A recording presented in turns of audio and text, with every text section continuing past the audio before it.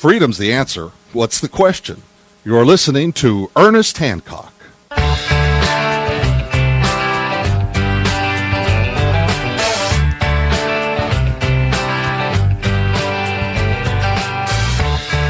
Yeah, crank it up here on Declare Your Independence with me, Ernest Hancock, here from Phoenix, Arizona, IA, where we have the Freedom Summit, freedomsummit.com.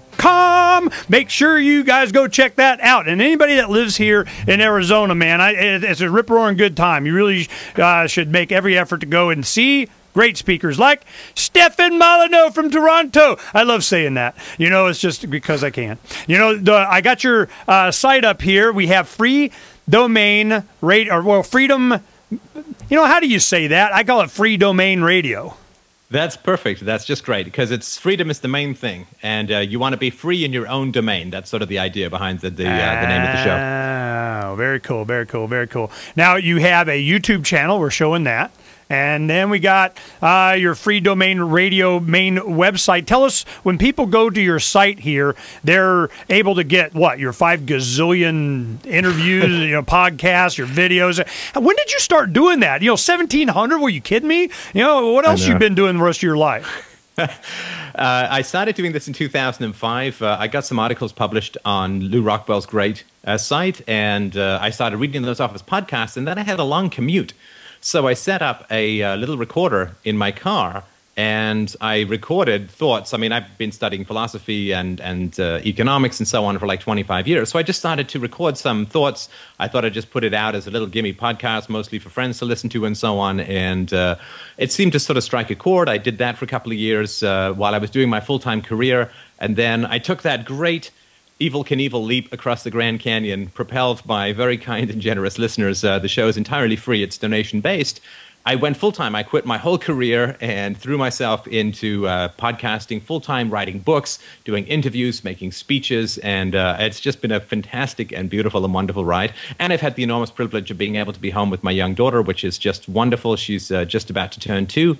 And that's been fantastic. So, you know, again, massive kudos to the Liberty community for their generosity and support of what I'm doing, of what you're doing, and hopefully that will translate into people coming out to the Freedom Summit, which should be a complete blast. Yes, come to the Freedom Summit. If you're not coming to the Freedom Summit, slacktivist. You know, that's what one of the I know one of the ASU students here, Ben Nichols. That's his favorite one. He came up with, I don't know who came up with. That's where I got it from. When you guys do that, who came up with slacktivist? Ben, yeah, I like that. Slacktivist. Well, you know, the one thing is that they're not slacktivists here in Arizona, and we have been really, really busy on a lot of fronts, and it has been an expression of them just wanting to be left alone. You know, there are those that just want to be left alone. There are those that just won't leave them alone. Which one are you? And we know what Stefan is. Stefan is, I'm a leave me alonist. You know, they always want to categorize you. You know, they always want to put you, you're an anarchist, a voluntarist, a libertarian, a capitalist, you know, blah, blah, blah, blah, blah. You know, I just want to be leave me alonist. How about that? You know, so how would you classify yourself, man? I would say self-defense pacifist, voluntarist. You could say anarchist, but that's just a word that evokes so many negative images for people that you might as well just say, I'm Antichrist with horns and spitting blood and so on. So, I mean, what I basically like to call myself is a philosopher because it's really what I do. Now, there are some conclusions that you come to through the sort of rigid and consistent pursuit of philosophy. There are conclusions that you come to, and the conclusion that you come to is that a voluntary society is the only moral society. If the initiation of force is wrong, which almost every reasonable, sane human being in the world agrees with, particularly when you're in a kindergarten class, that's what you're told, right? Don't push, don't hit, don't steal, don't punch. So if the non-aggression principle is valid, then it is valid for everyone. It is not just valid for people who aren't wearing a blue costume. But as soon as you put on that blue or green costume, by God, you are able to use violence at will in a moral way. The extension of universality in the moral sphere is very challenging for society because we've inherited the state from thousands and thousands of years ago. And it was not developed along rational lines. It was not developed along philosophical lines. It was not developed along moral lines. It just kind of evolved, like our appendix, with the same amount of utility to us now. evolved based on need, based on desire, based on them manipulating it evolved based on theft, right? I mean, it evolved like war. It evolved because the most valuable resource to own is other human beings, and that's what we are. I'm from the tax farm called Canada. You're from the tax farm called the United States. Owning people is much more valuable than owning livestock because people will milk themselves and give you the milk with a flag. So, it evolved because there's a huge class out there who just doesn't want to work for a living, would rather own people than do their own work. This is the conversation I'm having today with Butler and Lawrence, and we had Judge Gray on yesterday, and a lot of the speakers, as I'm going, how does this end? I mean, we have levels of government. We have levels of ranchers. We got many ranchers with their brand. Our butt is so burned with brands, man, it's hardly recognizable. So I'm going, okay, so everybody's going to want a piece of me. Every shark's going to get their bite down to the bone. I mean, that's it. And then at some point, there's nothing left. And then what happens? We're nearing that point. At least you can see it on the horizon. And I'm going, how does this play out? I mean, as a philosopher, you must have studied history and see that we've been through this before. How does it play out?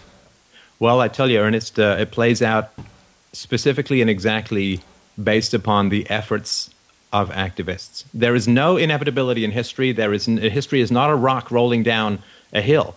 History is a series of forks and choices based upon will and courage and determination and strength and communication.